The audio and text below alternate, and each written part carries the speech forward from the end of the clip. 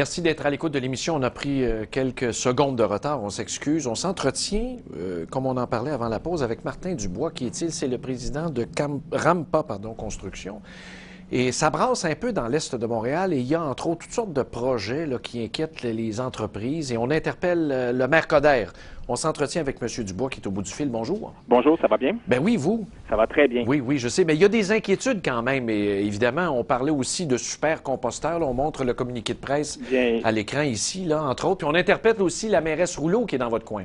Oui, au fond, moi, Martin Dubois, je représente la Coalition pour le développement économique de Pointe-aux-Trembles. Exact. Je suis une des entreprises qui fait partie de cette coalition-là. Oui.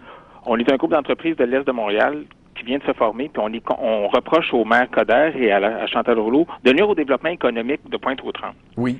Parce que la coalition estime que les maires font fausse route sur deux dossiers. Premièrement, on a le dossier de la gestion des risques industriels associés à Suncor. Exact. Et deux, l'emplacement choisi pour la construction d'un centre de compostage à Pointe-aux-Trembles. Oui.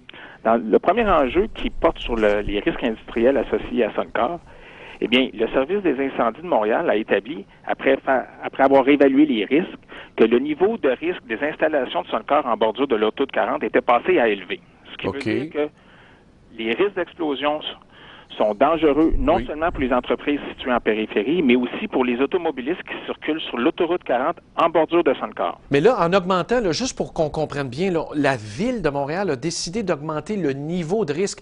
Ça doit être dans le cadre d'une politique de sécurité civile quelconque. C'est difficile d'avoir les informations.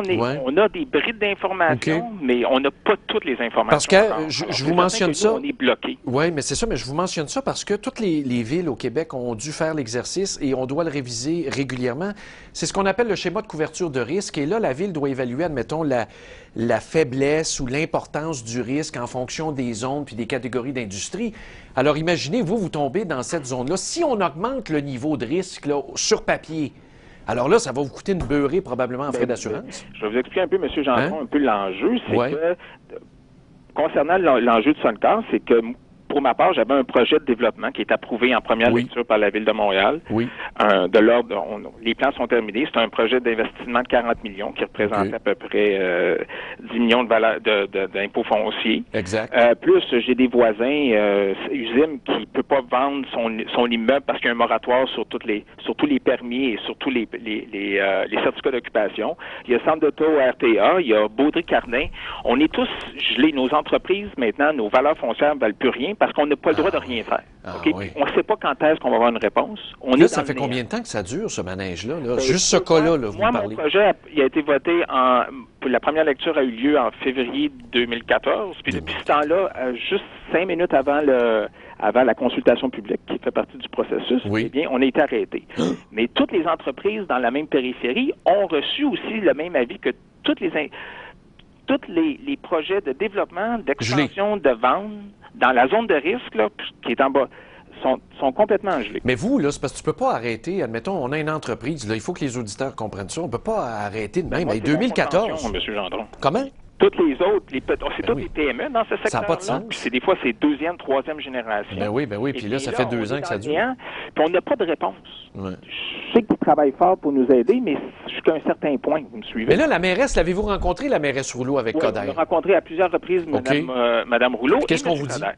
Et aussi, on travaille aussi avec les acteurs de la Ville. Mais qu'est-ce qu'on vous dit? On est toujours dans le néant. Là. Mais qu'est-ce qu'on vous dit? Là, admettons, la mairesse, là, celle qui est imputable politiquement, elle vous répond quoi? On dit, attendez, on va faire d'autres études. Ah oui? Ça n'a pas de sens. Puis on va faire une autre étude. Et ça, on me dit que... Et on n'a jamais vu le vrai rapport. On n'a jamais eu l'occasion de toucher au rapport je l'ai vu, mais du bout des doigts, je n'ai pas touché. Elle me l'a montré. Là. Mais avez-vous fait une demande d'accès à l'information? On est en cours, justement. OK. Dites-moi donc, parce qu'il y a l'autre aspect aussi du composteur. Moi, je me souviens, la Ville de Sherbrooke, à l'époque, avait donné des permis pour un super centre de compostage Fertival, pour ne pas le nommer.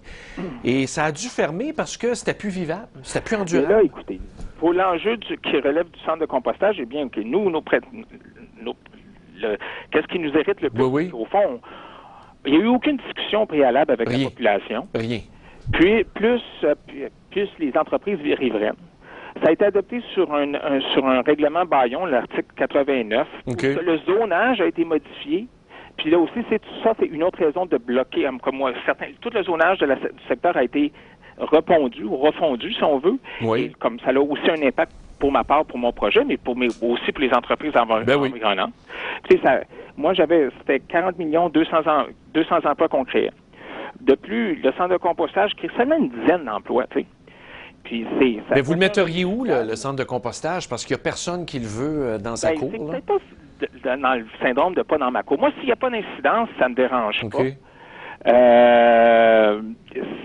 C'est juste que là, pour l'instant, on a une incidence on a engagé Gaudreau et Associés, qui est une firme externe, pour faire les études concernant savoir c'était quoi les impacts. Et nous autres, ils nous avisent qu'il va y avoir des odeurs puis des biocontaminants. Oui, c'est clair. C'est clair. Il faut juste pas oublier que le futur centre de compostage est limitrophe avec Baudry-Cavin, qui est le agroalimentaire.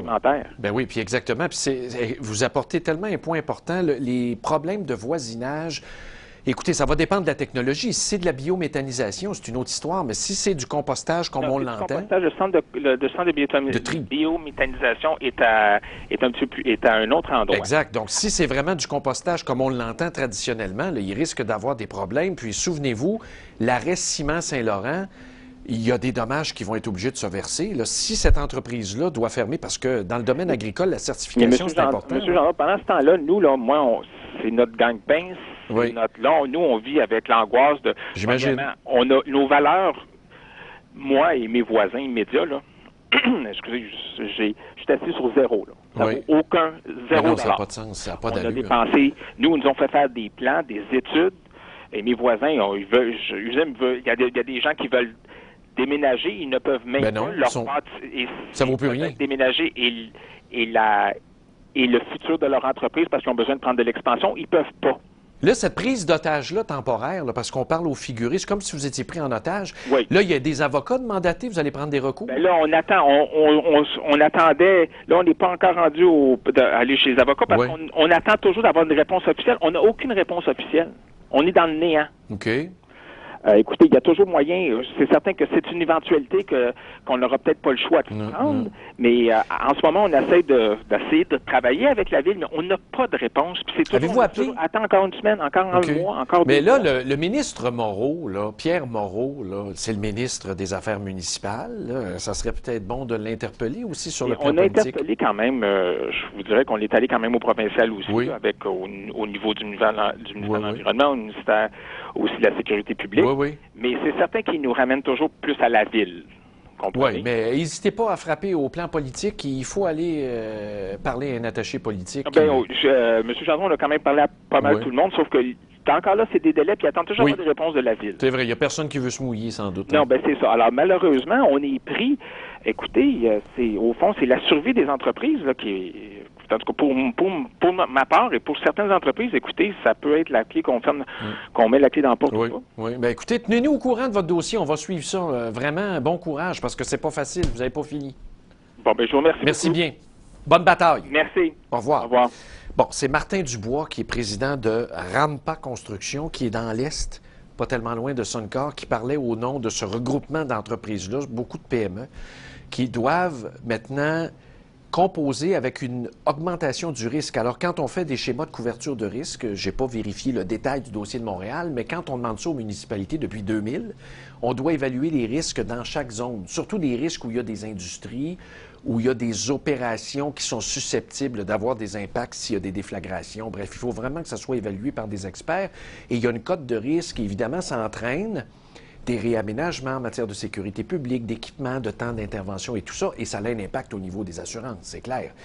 Et là, quand tout est gelé dans ce processus d'évaluation-là, bien là, il n'y a plus personne qui peut bouger parce que la valeur de mon édifice, comment je vais la vendre si l'évaluation du risque n'est plus la même?